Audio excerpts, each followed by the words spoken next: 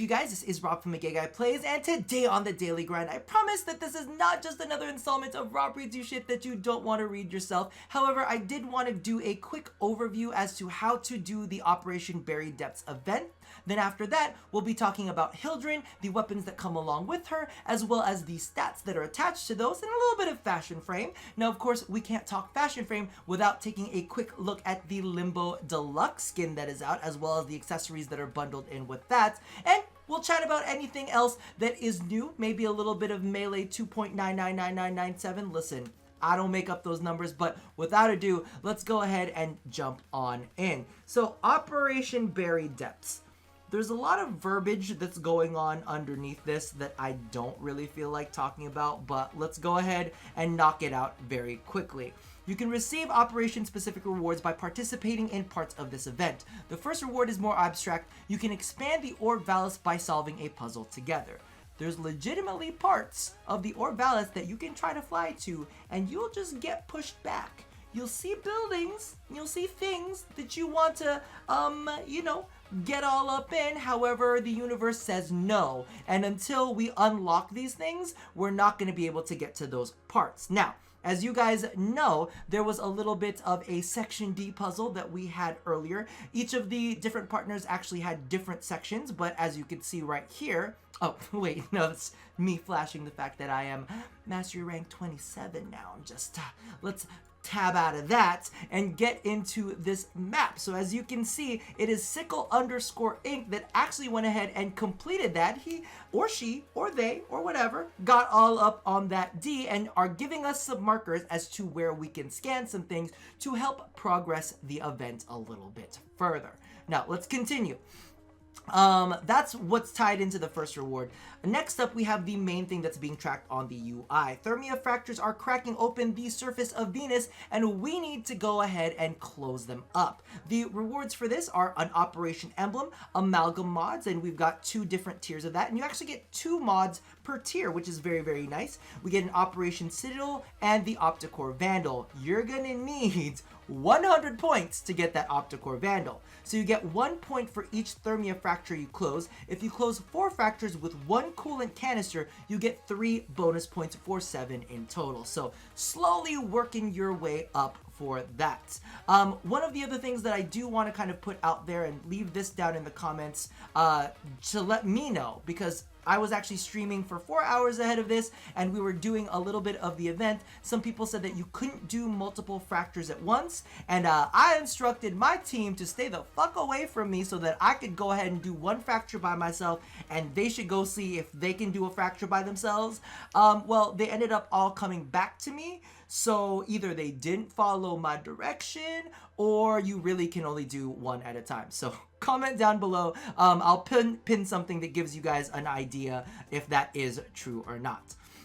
And eventually an incredible new boss fight will unlock where you can earn Hildryn. We are expecting this to take approximately a week with the estimated pacing of this operation. So for everybody out there that is a free player, doesn't want to spend any money on Hildryn whatsoever, you guys are going to have to take a back seat and wait for a little bit. Okay. However, we'll all try to progress through this as soon as we possibly can, because I know a lot of people want that Opticore Vandal, so you might get it sooner than a week. Good luck, Tenno. You can help each other if you know where to look. Brief note about difficulty and tension. Some players may find some of the combat encounters of this operation difficult. It's intended that this is a higher difficulty. I freaking hope so. Now, this was told to me on stream. Somebody was saying, yeah, Steve said that it should be difficult for players that, don't have mods on or unmodded. Don't know if that's true or not, but a part of me was like, please tell me that's not the truth, and we're actually going to get a little bit of a challenge. The first part with the fissures, no challenge whatsoever, just in case you're curious. Brief note about event recurrence. Now, this is very important. We have set this up to occur as a world event frequently. Think of this as the, the gremlins, the goblins, the ghouls of the planes. So planes have ghouls, the Orb Valis has fissures, all right? This will not be a case of Hildryn being inaccessible, as thermal fractures will occur in the Orb Valis regularly, enabling the boss fight.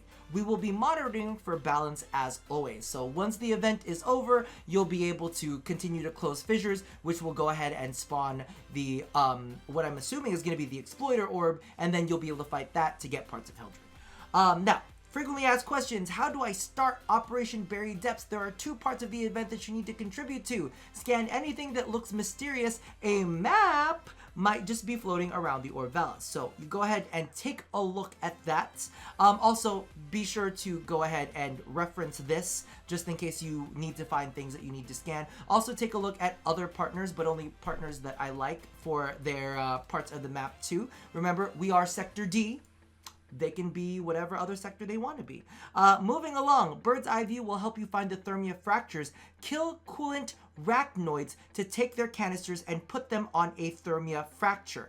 Basically, you kill a Rachnoid, they drop a little canister, and then you go ahead and fly around to see where the fractures are, because they're not going to be marked on the map. And when you approach one, you'll have a little pop-up that says, put the canister here. And my big tip for this is make sure that you have one person that is in charge of doing the fractures, okay? So one person carrying the canister, one person, you know, putting it in, and then after you're done with that set, you can have somebody else jump in and do the next canister. When the canister is ready, you'll need to defend it from Corpus enemies. Sometimes they take a while to spawn. Just saying. I went out and got myself a Coke Zero during one of the runs. Close 4 Thermia Fractures with 1 coolant canister for bonuses, and who knows what might happen later. Again, like I was stressing, make sure that it's one person in charge of a canister. Let them do 4. If somebody else wants to have another canister, they can after that do another 4. And you will find these coolant Rachnoids with the Exploiter Orb up near the Temple of Prophet. So you know that big one that's just walking around? It's like dropping babies. Kill the babies, you'll go ahead and get yourself a canister there. How does progress work for this event? This will take some team effort. All 10 will contribute to the Operation Progress scans and rewards, so keep scanning. Once all fragments have been scanned enough, 10-0, the operation will progress into a new phase. So definitely keep that in mind. We're all working together towards a goal. And also go ahead and work with your team to make sure that you're efficient with your fractures. Because I had a little moment on stream where I was like, yo, stop using different canisters. Rob's trying to make a video. Now, I know I shouldn't be sad about this, but I do need to make a quick point. They did do an additional hotfix. And one of the things that made me very sad was they fixed Baruch's Desert Wind Slam Attack not working. It was working fine. What are you talking about? Slam Attack now always pushes enemies away. Would previously pull if you were parrying. So remember how the block attack and then you would do a ground slam and it would suck enemies in? It doesn't do that anymore. You can only push enemies out, which makes me very, very sad. But you know what doesn't make me sad? A little goddess that we call Hildryn. Yes, take a look at Hildryn right now. She's looking really good. Look at her little noble stance. She's looking all good and flexy. Look at that Sayandana. Very, very pretty. So this is the current setup that I am using with Hildryn for her colors. Don't think that this is going to be permanent in any way, shape, or form. I do have her currently maxed out with a working build. It's a working build. We're going to do some testing. We're going to play around real quick. This is probably, it might be the finalized version. It might not be the finalized version. But as you can see right here, we've got her with 4,545 shielding. We are using Redirection and Primed Vigor as her defensive mods. In addition to that, if anybody was worried about how bad her shields were going to hold up, a little bit of adaptation goes a long way with Hildryn. I'm telling you right now. Definitely a big fan. And I almost feel like adaptation was DE's doorway in to get Hildryn, because technically now she has the resistances when it comes to the shields. And of course I already tossed on an Arcane Barrier and an Arcane Aegis just to go ahead and get her shields in. I'll be real with you, I have the Augur Secrets and the Augur Reach on her right now, but I have not actually paid attention to whether they are restoring her shields or not when you do use them. An interesting thing to note here, in her Exilis slot, she does have a D just automatically built in, and I want to make notes. The only mods that naturally fit into a D are Agility Drift, which reduces damage while airborne by 12% and gives you bonus evasion, and Aviator, which reduces damage by 40% when airborne. Now, again, I haven't gone ahead and done any testing on that specifically. Like I said, this is a first impressions, but I find it very, very interesting that those are the ones that they specifically use for her. We do also have Retribution, which is kind of like blah, really.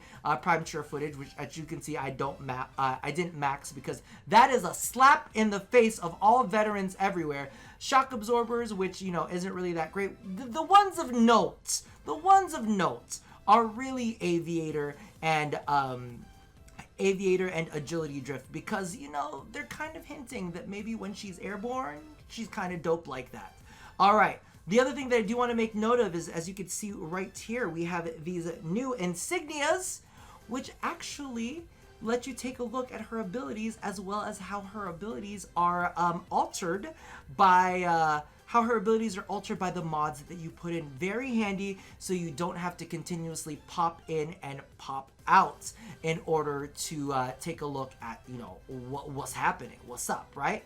So let's get on out of that. That is Hildryn. As you can see right now, she is toting a hefty 4,545 shielding, but on her own, like, let's take a look at this. Her health is like 75. They're like, she's a shield frame. Y'all get on that shield frame. She does have 300 armor, and she's got a whole lot of shielding. So that is definitely a way to go with her. Now let's go ahead and move on to the next weapon, which is the Tatsu. And tell me that this thing, tell me that this thing is not kind of fucking gorgeous. Look at that. It is a beautiful. I am really, really fond of it. So let's take a look at the base stats right here. It has 60% damage block, and this is definitely something worth mentioning now, mainly because of the fact that you don't need to physically parry an enemy's bullets, because you're basically on auto parry the entire time. As long as you're not hacking or slashing, as long as you've got your melee weapon out and you're facing an enemy, it'll auto parry for you. So you've got your damage block there, which is built in, 60%. The status chance on its own is 23%, which is, I don't want to say it's low, I don't want to say it's high. It's pretty good. And then, of course, its critical chance is only 11%, and it's got a 1.9 times critical multiplier. So when I went ahead and played around with this, a part of me was like, I don't think that it's going to be so ridiculously statusy. But let's go ahead and take a look at how it all fares with mods currently into it. So, as you can see, and we are missing one mod right now, which, to be honest with you, what am I putting in this baby? I don't know. Let's just slap. We're at 59.8 status chance. We could go ahead and either toss in... There's a lot of things we can toss in. I don't mean for this to be a modding video. Could either toss in another one of those to give it more damage, to bring it up to 73%, or we can go ahead and put in Weeping Wounds. That's probably... What? I'm short one? This is gonna need another Forma.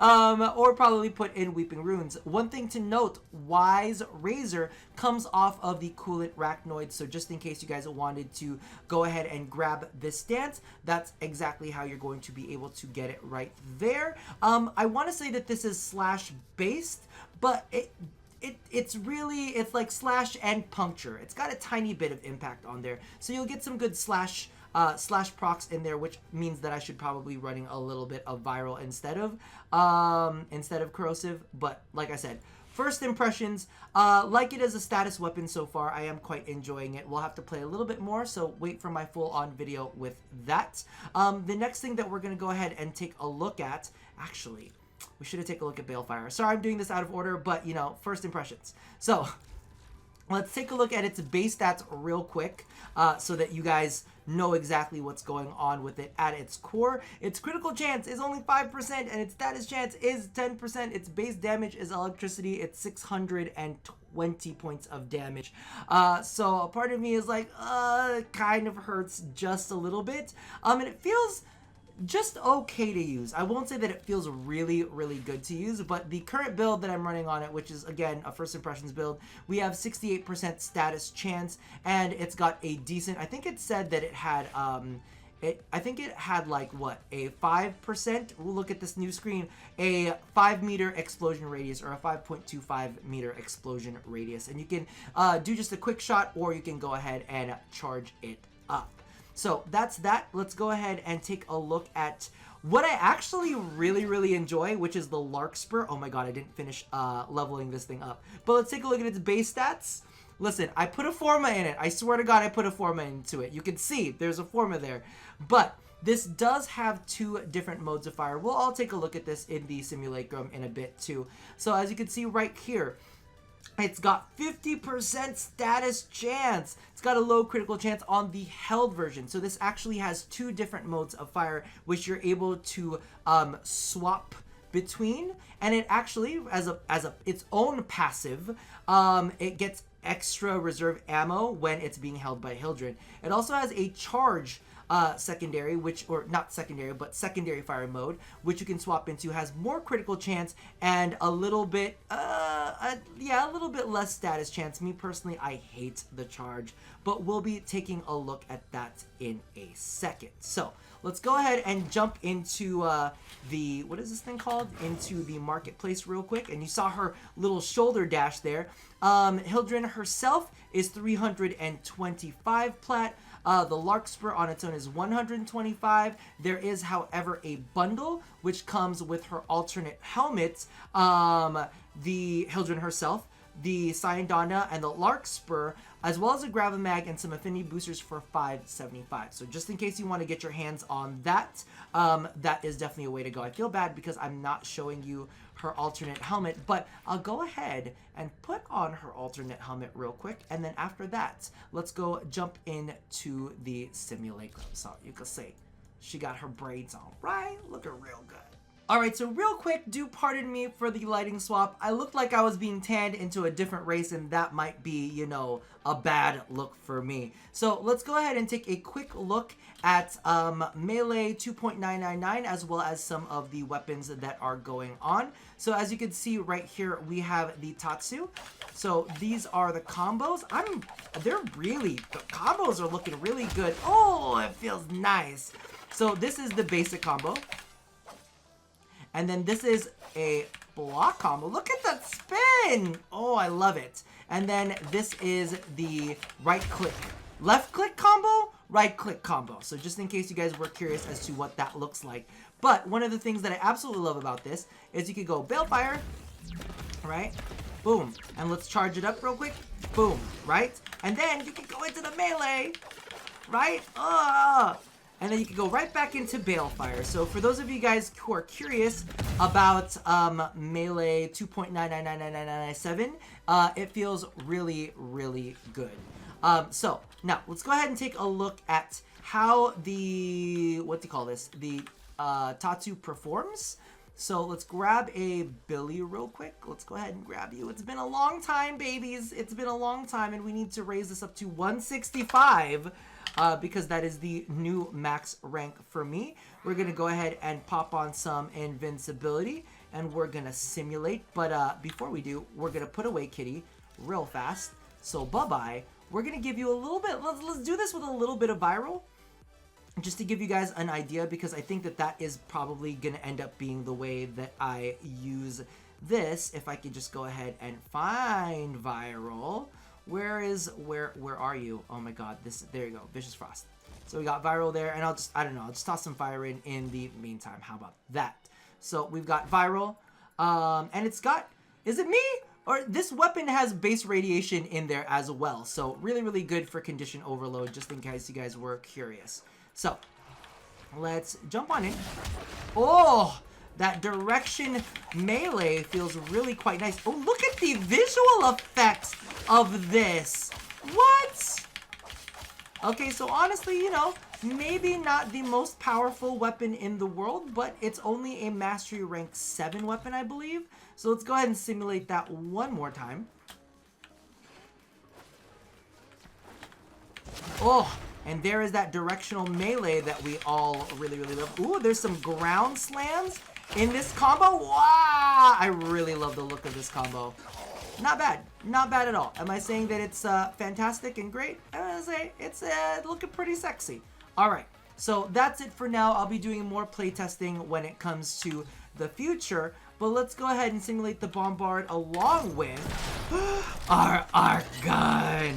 Oh my god. And this one is actually pretty damn good because I think I've got it up to 80% status chance. So let's go ahead and work this out. And we should be able to strip that armor fairly quick. Look at the armor is gone now. Ugh.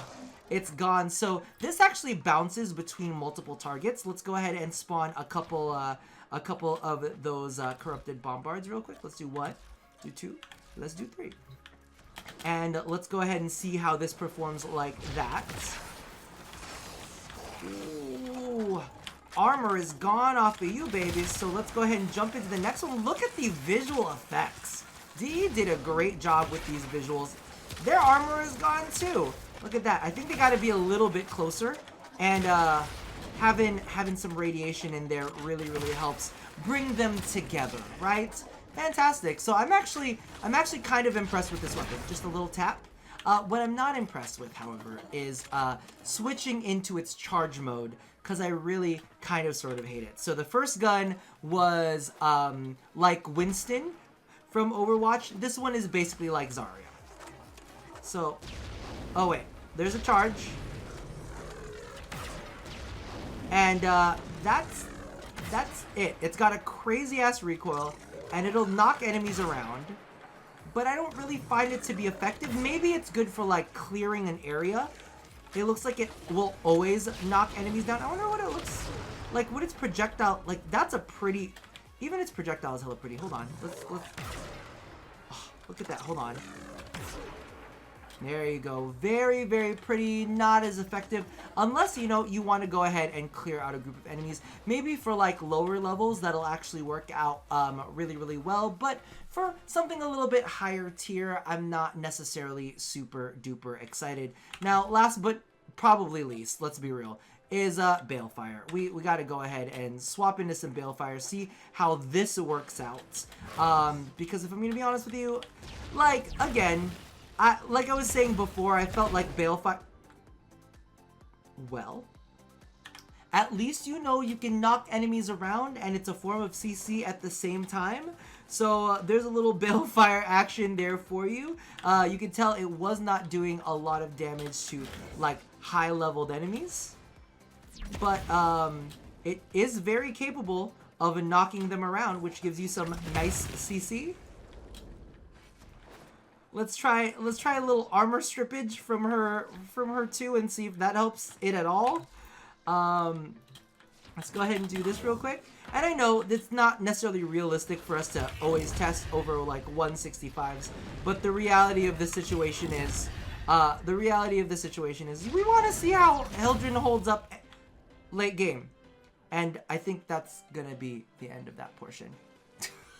Now, do be aware, I will be doing more in-depth reviews on Hildryn and all of the weapons that also came along with her, just in case you guys were like, well, tell us more. We'll get to that, but again, this is first impressions night, and Rob is quite tired. Now, what I actually wanted to go ahead and show you was the new Sugatra that actually came with the Limbo Deluxe skin. It is hanging right off of the Tatsu right there. So it's kind of like a rag that, you know, has some energy effect to it. It's definitely not the ugliest that they've done so far, so I really can't be mad at them. However, really, what y'all came to see for the very end of this was Mr. Limbo himself. So this is the new Laminia armor set, deluxe skin, and as you can see, I actually kind of don't hate it.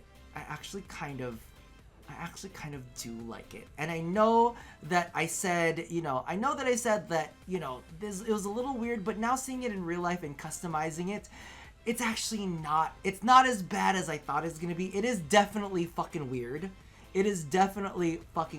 But I kind of like how weird it is. It's got a double metallic to it. But one of the things that I wanted to show off, did you hear that? Is I love the asymmetry on the little pant area. Is a riot. So right here, take a look at this texture.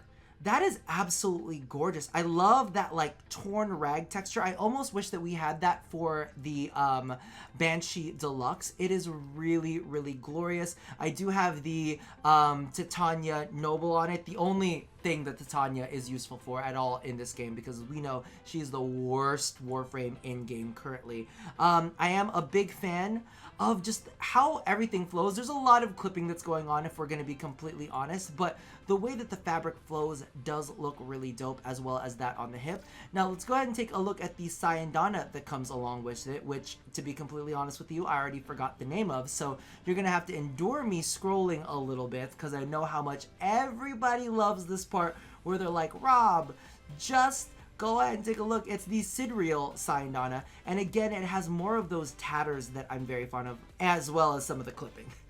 They're like, we're gonna keep it consistent all the way through. He's just gonna be a clipping monster, but it's got more of that texture that I really, really like, and hopefully we see some more of that with the Wisp Warframe, again, with the tatters. I actually do kind of like this Sayandana specifically on Limbo. He's got like this whole kind of like tattered feel down at the bottom, and I'm kind of really, really into it. So let's go ahead and equip that. Let's back out of this, and then we're gonna take a look at the last piece of the puzzle, which of course is the new skin for the thrown weapons, which is the Tarok Throne Blade skin, and it looks so good. Tarok, kind of like tarot, just saying. It's looking very, very sexy. I just love the way that it basically is just like a card thing. Even on its side, it's hard to see on Limbo specifically, but you can see racks of them. Oh my god, bitch. And you just had to turn in a spin too, right? I was telling them how hard it was to see, and you just had to go spinning. Let's go ahead and take off this Sayandana real quick so that you guys don't get it covered up.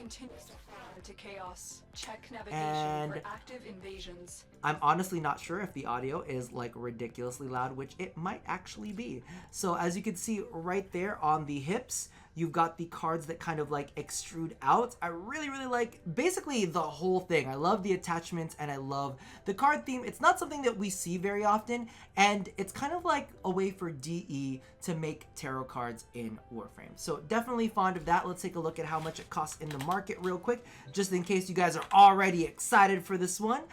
So the bundle itself is going to cost you $225, and that includes the Limbo skin, the Tarok Throne Blade skin, the Sidriel Sayandana, as well as the Integra Sugatra, which I showed you guys a little bit earlier. So if you want to buy the Limbo Laminia skin on its own, it's only going to cost you 165 plat. Now, as always, I always need to point out with these skins that there are exclusive things. So Tarok, Tarok, the Throne Blade thing, is only available here. Tarok.